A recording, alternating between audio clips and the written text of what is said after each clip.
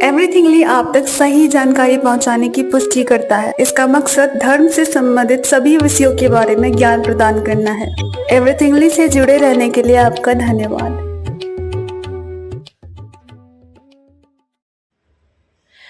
शनिवार के दिन शनिदेव की पूजा अर्चना की जाती है और शनिवार व्रत कथा सुनी जाती है। शनिवार को न्याय का देवता माना जाता है। शनिवार का व्रत शनि की दशा को दूर करने के लिए किया जाता है। इस दिन शनि स्त्रोत का पाठ भी विशेष लाभदायक सिद्ध होता है। भगवान शनिदेव का व्रत करने तथा शनिवार व्रत कथा सुनने से घर में सकारात्मक ऊर्जा का प्रवाह होता है और सारे दोषों का निवारण होता है। शनिवार व्रत विधि। शनिवार के दिन शनिदेव की पूजा काला तिल, काला वस्त्र, उड़द जो शनिदेव को अत्यंत प्रिय है से की जाती है। शनिदेव को काला रंग अत्यंत प्रिय है, इसीलिए इस दिन काले रंग का पकवान जरूर बनाना चाहिए। इस दिन सुबह प्रातः जल्दी उठकर स्नान आदि कर दैनिक कार्यों से निवृत्त होकर काले या नीले रंग के वस्त्र पहनने चाहिए। इससे घर में सुख शांति आती है। इस दिन पीपल की पूजा का भी विशेष महत्व होता है। शनिदेव की मूर्ति की पूजा करते समय शनैश्चरे नमस्तभ्यं नमस्ते त्वत् राहवे केतवे अथ नमस्तुभ्यं सर्व शांति प्रदो भव। शनिवार के दिन लोहे की वस्तुएं दान करना चाहिए तथा ब्राह्मणों को भोजन कराकर यथाशक्ति दक्षिणा भी देना चाहिए। शनिवार व्रत कथा। एक समय सूर्य, चंद्रमा, मंगल, बुध, बृहस्पति, शुक्र, शनि, राहु और केतु इन ग्रह में आपस में विवाद हो गया कि हम में से सबसे बड़ा कौन है। सब खुद को दूसरे ग्रह से बड़ा मानते थे। जब आपस में कोई निश्चय ना हो सका तो सब आपस में झगड़ते हुए देवराज इंद्र के पास गए और कहने लगे कि आप सब देवताओं के राजा हैं, इसीलिए आप हमारा न्याय करके बताएं कि हम 9 ग्रहों में से सबसे बड़ा ग्रह कौन सा है। देवराज इंद्र देवताओं का यह प्रश्न सुनकर घबरा गए और कहने लगे, मुझ में यह सामर्थ्य नहीं है कि मैं किसी को बड़ा या छोटा बता सकूं। मैं अपने मुख से कुछ नहीं कह सकता। हाँ, एक उपाय हो सकता है। इस समय पृथ्वी पर राजा विक्रमादित्य दूसरों के दुखों का निवारण करने वाले हैं, इसीलिए आप सब मिलकर उनके पास जाएं, वही आपके विवाद का निवारण करेंगे। सभी ग्रह देवता देवलोक से चलकर भूलोक में जाकर राजा विक्रमादित्य की सभा में उपस्थित हुए और अपना प्रश्न राजा के सामने रखा। राजा विक्रमादित्य ग्रहों की बात सुनकर गहरी चिंता में पड़ गए कि मैं अपने मुख से किसको बड़ा और किसको छोटा बताऊंगा। जिसको छोटा बताऊंगा वही क्रोध करेगा। उनका झगड़ा निपटाने के लिए उन्होंने एक उपाय सोचा और सोना, चांदी, कांसा, पीतल, सीसा, रांगा, जस्ता, अभ्रक और लोहा 9 धातुओं के 9 आसन बनवाए। सब आसनों को क्रम से जैसे सोना सबसे पहले और लोहा सबसे पीछे बिछाया गया। इसके पश्चात राजा ने सभी ग्रहों से कहा कि आप सब अपना अपना आसन ग्रहण करें। जिसका आसन सबसे आगे होगा वही सबसे बड़ा ग्रह होगा तथा जिसका आसन सबसे पीछे होगा वह सबसे छोटा होगा, क्योंकि लोहा सबसे पीछे था और लोहा शनिदेव का आसन होता है। इसीलिए शनिदेव को लगा कि राजा मुझे सबसे छोटा मानता है। इस निर्णय पर शनिदेव को बहुत क्रोध आया। उन्होंने कहा कि राजा, तू मेरे पराक्रम को नहीं जानता। सूर्य एक राशि पर 1 महीना, चंद्रमा 2.25 दिन, मंगल 1.5 महीना, बृहस्पति 13 महीने, बुध और शुक्र एक महीने विचरण करते हैं, परंतु मैं एक राशि पर 2.5 वर्ष से लेकर 7.5 वर्ष तक रहता हूँ। बड़े बड़े देवताओं को भी मैंने भीषण दुख दिया है। राजन सुनो, श्री रामचंद्र जी को 7.5 आई और उन्हें वनवास हो गया। राम ने वानरों की सेना लेकर लंका पर चढ़ाई कर दी और रावण के कुल का नाश कर दिया। हे राजन, अब तुम सावधान रहना। राजा विक्रमादित्य ने कहा, जो कुछ भाग्य में होगा देखा जाएगा। इसके बाद अन्य ग्रह तो प्रसन्नता के साथ अपने अपने स्थान पर चले गए, परंतु शनिदेव क्रोध के साथ वहां से चले गए। कुछ काल व्यतीत होने पर जब राजा विक्रमादित्य को 7.5 की दशा आई तो शनिदेव घोड़ों का सौदागर बनकर अनेक सुंदर घोड़ों सहित राजा विक्रमादित्य की राजधानी में आए। जब राजा ने घोड़ों के सौदागर के आने की खबर सुनी तो अपने अश्वपाल को अच्छे अच्छे घोड़े खरीदने की आज्ञा दी। अश्वपाल ऐसी अच्छी नस्ल के घोड़े पहले कभी नहीं देखा था। जैसे ही उसने उन्हें देखा और घोड़ों का मूल्य पूछा तो वह आश्चर्यचकित हो गए और जल्दी जाकर राजा विक्रमादित्य को बताया। जब राजा विक्रमादित्य ने उन घोड़ों को देखा तो उनमें से एक सबसे सुंदर घोड़े को अपने लिए चुना और उस पर सवारी करने के लिए उसकी पीठ पर बैठ गया। राजा की पीठ पर चढ़ते ही घोड़ा तेजी से भागा। घोड़ा बहुत दूर तक एक घने जंगल में जाकर राजा को छोड़कर अंतर ध्यान हो गया। इसके बाद राजा विक्रमादित्य अकेले जंगल में भटकते रहे। भूख प्यास से दुखी राजा ने भटकते भटकते एक ग्वाले को देखा। ग्वाले ने राजा को प्यास से व्याकुल देखकर पानी पिलाया। राजा की उंगली में एक अंगूठी थी। वह अंगूठी उसने निकालकर प्रसन्नता के साथ ग्वाले को दे दी और स्वयं शहर की ओर चल दिया। राजा शहर में पहुंचकर एक सेठ की दुकान पर जाकर बैठ गया और अपने आप को उज्जैन का रहने वाला तथा नाम विका बताया। सेठ ने उसको एक कुलीन मनुष्य समझकर जल आदि पिलाया। भाग्यवश उस दिन सेठ की दुकान से बहुत अधिक चीज़ें बिकी और मुनाफा कमाया। तब सेठ ने सोचा कि इस व्यक्ति के आने से ही आज इतनी बिक्री हुई है, इसीलिए सेठ ने उसको भोजन कराने के लिए अपने घर लेकर गया। राजा विक्रमादित्य जैसे ही भोजन करने लगा तो उसने देखा कि आश्चर्यजनक घटना हो रही है। जिस खूंटी पर हार लटक रहा था वह खूंटी खुद ही उस हार को निगल रही थी।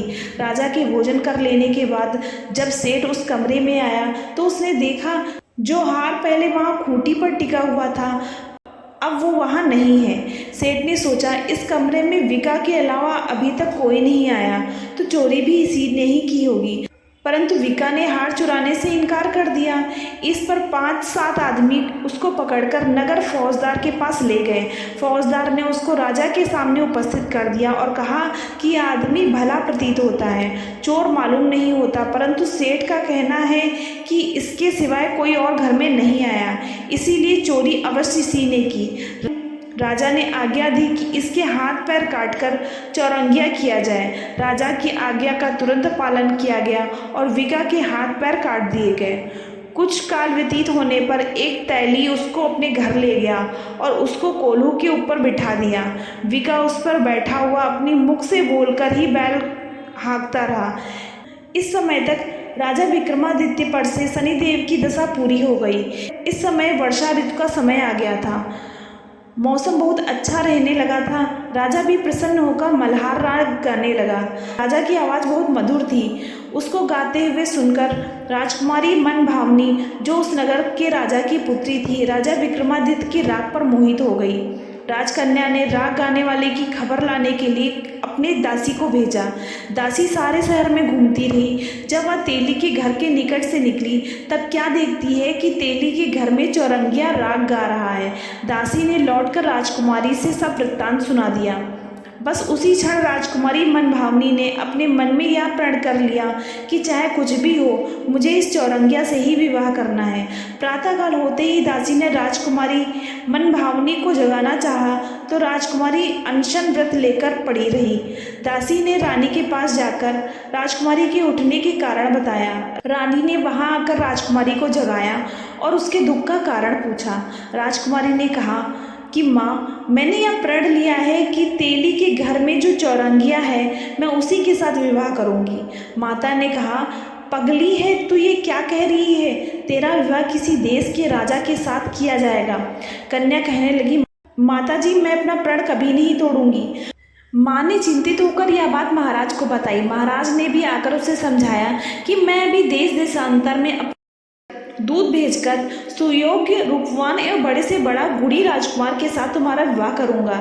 ऐसी बात तुम्हें कभी नहीं विचारनी चाहिए। लेकिन राजकुमारी मनभावनी अपने मन में ही राजा विक्रमादित्य जो कि चौरंगिया के भेष में थे को अपना पति मान चुकी थी। उसने अपने पिता से कहा कि मैं अपने प्राण तक त्याग दूंगी, लेकिन इसके अतिरिक्त किसी दूसरे से विवाह कभी नहीं करूंगी। यह सुनकर राजा ने क्रोध में आकर कहा, यदि तेरे भाग्य में ऐसा ही लिखा है तो जैसी तेरी इच्छा वैसा कर। राजा ने तेली को बुलाकर कहा कि तेरे घर में जो चौरंगिया है उसके साथ मैं अपनी कन्या का विवाह करना चाहता हूँ। तेली ने कहा, महाराज ये कैसे हो सकता है? कहाँ आप हमारे राजा, कहाँ मैं एक नीच तेली। राजा ने कहा कि भाग्य के लिखे को कोई नहीं टाल सकता। अपने घर जाकर विवाह की तैयारी करो। राजा ने सारी तैयारी कर तोरण और बंदरवार लगवाकर राजकुमारी का विवाह चौरंगिया के साथ कर दिया।